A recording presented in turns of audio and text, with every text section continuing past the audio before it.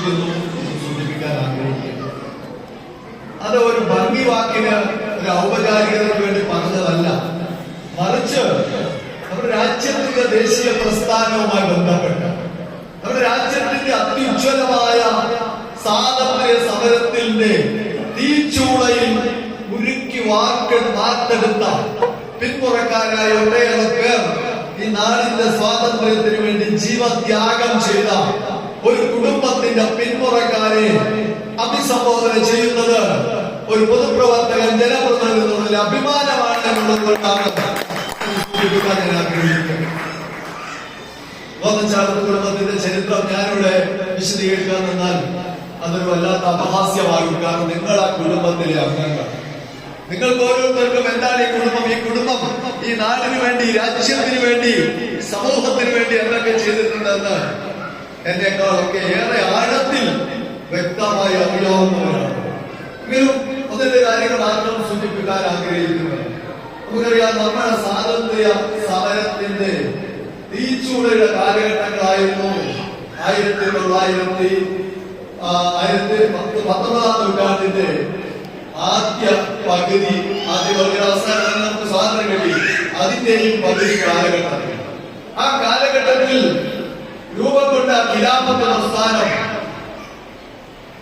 നമ്മുടെ രാഷ്ട്രപിതാവായ മഹാത്മജിയും മറ്റെല്ലാ സ്വാതന്ത്ര്യ സമര സേനാനികളും സ്വാതന്ത്ര്യ സമര നായകരും മനസ്സ് തുറന്നു പിന്തുണച്ച് ഐക്യദാർഢ്യം വഹിച്ച് ഭാഗവാക്കായ ആ പോരാട്ടത്തിന്റെ ഭാഗമായി മലബാർ മേഖലയിൽ ആകെ നടന്ന വലിയ സ്വാതന്ത്ര്യ സമരം ഈ രാജ്യത്തിന്റെ എല്ലാ പുത്രിപുത്രന്മാരെയും ഹൈന്ദവരെന്നോ മുസ്ലിങ്ങളെന്നോ വേർതിരിവില്ലാതെ മുഴുവൻ ആളുകളെയും കൂട്ടിച്ചേർത്തുകൊണ്ട് ജന്മിമാർക്കെതിരെ, ബ്രിട്ടീഷുകാർക്കെതിരെ നടത്തിയ അത്യുജ്വലമായ ആ പോരാട്ടത്തിൽ അതിന്റെ ധീരനായകനായിരുന്ന വാര്യകുന്നത്ത് കുഞ്ഞാമോദ് യഥാർത്ഥത്തിൽ സത്യസന്ധമായി, നിഷ്പക്ഷമായി, നീതിപൂർവമായി നമ്മുടെ രാജ്യത്തിന്റെ ചരിത്ര രചന നിർവഹിച്ചാൽ ഇന്ത്യൻ സ്വാതന്ത്ര്യ സമരത്തിലെ എണ്ണം പറഞ്ഞ നേതാക്കന്മാരുടെ ഇടയിൽ സ്ഥാനം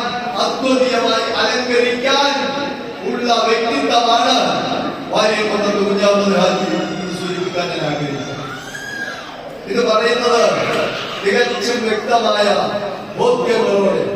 പക്ഷെ ദൗർഭാഗ്യവശാൽ നമ്മൾ ജീവിക്കുന്ന ഈ കാലഘട്ടം സ്വാതന്ത്ര്യത്തിന് വേണ്ടി ജീവത്യാഗം ചെയ്തവരെ രാജ്യവിരുദ്ധരായും അന്യരാജ്യം കൈയടക്കി വെച്ച നമ്മളെയൊക്കെ നമ്മുടെ പൂർവികന്മാരെ അടിമകളാക്കി ഭരിച്ചവർക്ക് വാഴ്ത്തുവാഴ്ത്തും ശുദ്ധിവചനങ്ങളുമായി നടന്ന ആളുകൾ രാജ്യത്തിന്റെ സ്വാതന്ത്ര്യ പോരാളികളുമായി ചിത്രീകരിക്കപ്പെടുന്ന, ചരിത്രത്തെ വക്രീകരിക്കുന്ന, ചരിത്രത്തെ തമസ്കരിക്കുന്ന, ചരിത്രത്തെ തെറ്റായി ചിത്രീകരിക്കുന്ന ഒരു കാലഘട്ടത്തിലായി പോയി നാം ജീവിക്കുന്നത് എന്നുള്ള ദൗർഭാഗ്യം ഉയർന്നു നിൽക്കുമ്പോഴാണ് വാര്യകുന്നത്തിനെ പോലെയുള്ള ആളുകളെ ചരിത്രത്തിന്റെ വിസ്മൃതിയിലേക്ക് തള്ളിവിടാൻ ബോധപൂർവമായ ശ്രമം നടത്തുന്നത് എന്ന് വളരെ ഉത്തരവാദിത്വ ബോധത്തോടെ, വളരെ സത്യസന്ധമായി സൂചിപ്പിക്കാൻ ഞാൻ ആഗ്രഹിക്കുകയാണ്.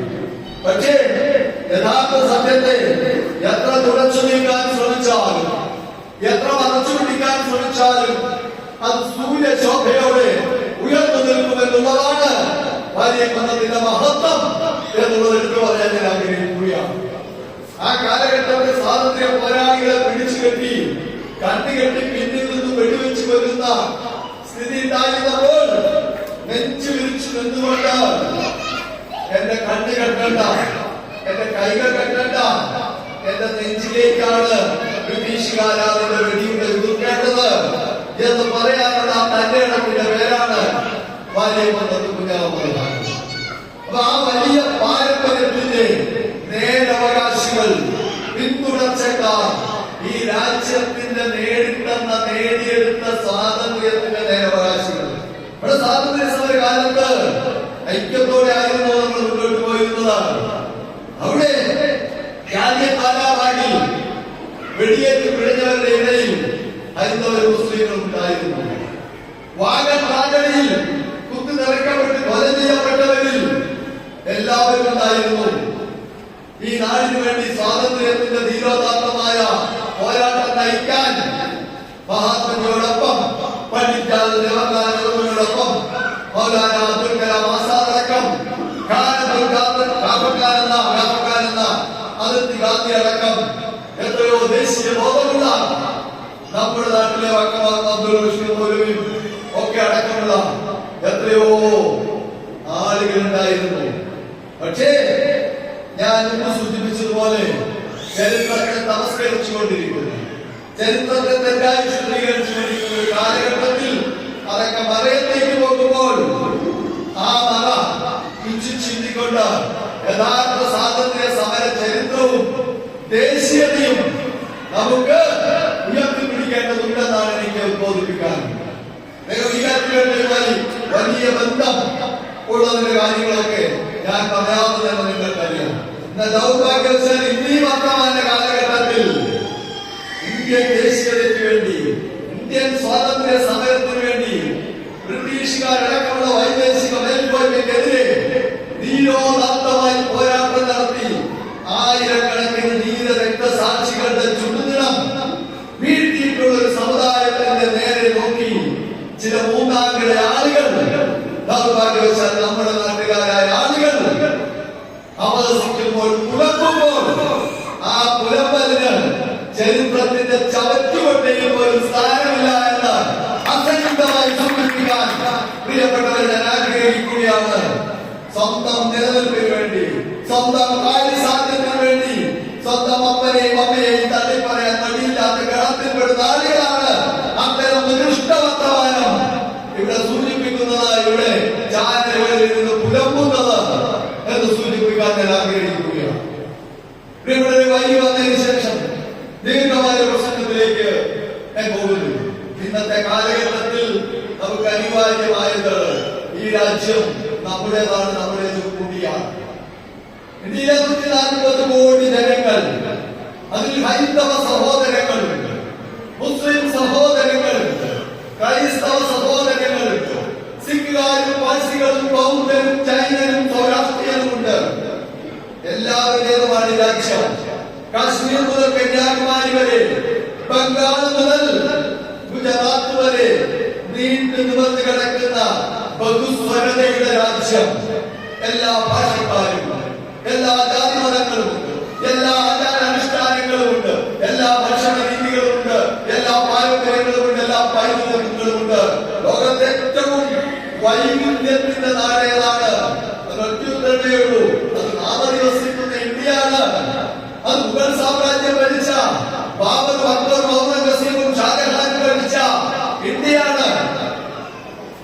അലാവുദ്ദീൻ ഖിൽജിയും മുഹമ്മദ് ഖിൽജിയും അടക്കമുള്ള സുൽത്താന റസിയായും ഭരിച്ചിട്ടുള്ള ഇന്ത്യയാണ്. അശോക ചക്രവർത്തിയും ശിവജി ചക്രവർത്തിയും കൃഷ്ണദേവരായനും ഭരിച്ചിട്ടുള്ള ഇന്ത്യയാണ്. മഹാത്മജിയുടെ നേതൃത്വത്തിൽ, സുഭാഷ് ചന്ദ്രബോസിന്റെ നേതൃത്വത്തിൽ, മൗലാന അബ്ദുൽ കലാം ആസാദിന്റെ നേതൃത്വത്തിൽ, സർ സി രാജഗോപാലാചാര്യയുടെ നേതൃത്വത്തിൽ, സ്വാമി വിവേകാനന്ദന്റെ നേതൃത്വത്തിൽ സ്വാതന്ത്ര്യം നേടിയെടുത്ത ഒരു രാജ്യമാണ്. മതേതരത്വത്തിന്റെ, ബഹുസ്വരതയുടെ, സർവമത സഹോദര്യത്തിന്റെ നാടാണ് നമ്മുടേത്. നമ്മുടെ പൂർവികന്മാരെല്ലാം ജീവത്യാഗം ചെയ്തത് എന്തിനാണ്? മഹാത്മജി 400 ഗോഡ്സെ എന്നൊരു വർഗീയവാദിയുടെ വെടിയുണ്ടയ്ക്ക് മുമ്പിൽ സ്വന്തം പിരിമാറ് കാട്ടിയത് 1947 ആഗസ്റ്റ് 15-ാം തീയതി അർദ്ധരാത്രിയിൽ ഇന്ത്യക്ക് സ്വാതന്ത്ര്യം കിട്ടുമ്പോൾ ബ്രിട്ടീഷുകാർ കെട്ടുകെട്ടി രാജ്യം നിന്ന് പോകുമ്പോൾ നവാഖലിലെ കോളനികളിലും ബംഗാളിലും ലാഹോറിലേക്ക് പലായനം ചെയ്യുന്ന പഞ്ചാബിന്റെ അതിർത്തികളിലും മഹാത്മജി ഓടി നടന്ന് സ്നേഹത്തിന് വേണ്ടി, സഹോദരത്തിന് വേണ്ടി, ഇന്ത്യ എന്ന ബിംബത്തിന് വേണ്ടി നിലകൊണ്ടത് അതെല്ലാം ഇന്ന് വ്യക്തമാകുന്നു എന്നുള്ളതാണ് നമ്മളൊരു രണ്ടാം സ്വാതന്ത്ര്യ സമരത്തിന് മുതിരേണ്ടത്. മഹാത്മജി നമ്മളെ കാണിച്ചു തന്ന അഹിംസയുടെ, സഹോദരത്തിന്റെ, സൗഹൃദത്തിന്റെ ആ വലിയ തീഷ്ണത, അതിന്റെ തന്നെ മറ്റൊരു പ്രോജ്വല ഭാവമായിരുന്നു ആലിം മുസ്ലിയാരും വാല്യമതത്തും അടക്കമുള്ള മാപ്പിള കലാപകാരികൾ എന്ന ബ്രിട്ടീഷുകാർ ചാപ്പകുത്തിയ ഉജ്ജ്വലനായ നമ്മുടെ സ്വാതന്ത്ര്യ സമര പോരാളികൾ എന്ന് സൂചിപ്പിക്കാൻ പ്രിയപ്പെട്ടവരെ ഞാൻ ആഗ്രഹിക്കുകയാണ്. നിങ്ങളുടെ കുടുംബം, ആ കുടുംബത്തിന് ഒരു വലിയ പാരമ്പര്യമുണ്ട്. ഈ കുടുംബത്തിന് ഒരു വലിയ പൈതൃകമുണ്ട്. ആ പാരമ്പര്യ പൈതൃകം എന്ന് പറയുന്നത് ഇന്ത്യൻ ദേശീയതയോട്, രാജ്യത്തിന്റെ അഖണ്ഡതയോട് ചേർന്ന് നിൽക്കുന്നതാണ്. ആശഭാരത സംസ്കാരത്തിന്റെ വാക്യപത്രമായ സാഹോദര്യത്തിന്റെയും സഹിഷ്ണുതയുടെയും നേരവകാശികളാണ് നിങ്ങൾ. ആ പതാകയും കൊടിക്കൂറിയും ഉയർത്തിപ്പിടിച്ചുകൊണ്ട് തന്നെ ആര് ഭയപ്പെടുത്താൻ തന്നാലും കുഞ്ഞാഹമ്മദ് ഖാദി കാണിച്ചതുപോലെ നെഞ്ചു വിരിച്ച് വിരിമാറി കാട്ടാൻ ആർജവമുള്ള ഒരു തലമുറയായും വരും തലമുറകളെയും ആ പാതയിൽ നയിക്കാൻ ഈ കോന്നച്ചാടത്ത് കുടുംബത്തിന് നിങ്ങളുടെ മഹത്തായ പൈതൃകത്തിന്റെ പാരമ്പര്യത്തിന്റെ ഊർജത്തിൽ, പ്രചോദനത്തിൽ, അതിന്റെ ശക്തിയിൽ നിങ്ങൾക്ക് കഴിയട്ടെ മാത്രം സൂചിപ്പിച്ചുകൊണ്ട് ഏറ്റവും ഉജ്ജ്വലമായ നമ്മുടെ നാടിന്റെ മഹത്തായ പാരമ്പര്യവും പൈതൃകവുമായി ഇഴചേർന്നിട്ടുള്ള ഒരു മഹാ കുടുംബത്തിന്റെ ആ സമ്മേളനത്തിൽ പങ്കെടുക്കുന്നതിന്റെ അഭിമാനവും ചാരിതാർത്ഥ്യവും ഈ നാടിനെ സ്നേഹിക്കുന്ന ഈ നാട്ടിലെ മുഴുവൻ ആളുകളെയും സഹോദരന്മാരായി കാണാനുള്ള മനസ്സുമായി മുന്നോട്ട് പോകുന്ന ജനപ്രതിനിധി എന്ന നിലയിൽ അഭിമാനങ്ങളൊന്നും മാത്രം സൂചിപ്പിച്ചുകൊണ്ട് മഹത്തായ സമ്മേളനം ഔപചാരികമായി ഉദ്ഘാടനം ചെയ്തതായി പ്രഖ്യാപിച്ച് എന്റെ വാക്കുകൾ സംബന്ധിക്കുന്നു. നന്ദി, നമസ്കാരം, ജയിക്കുന്നു.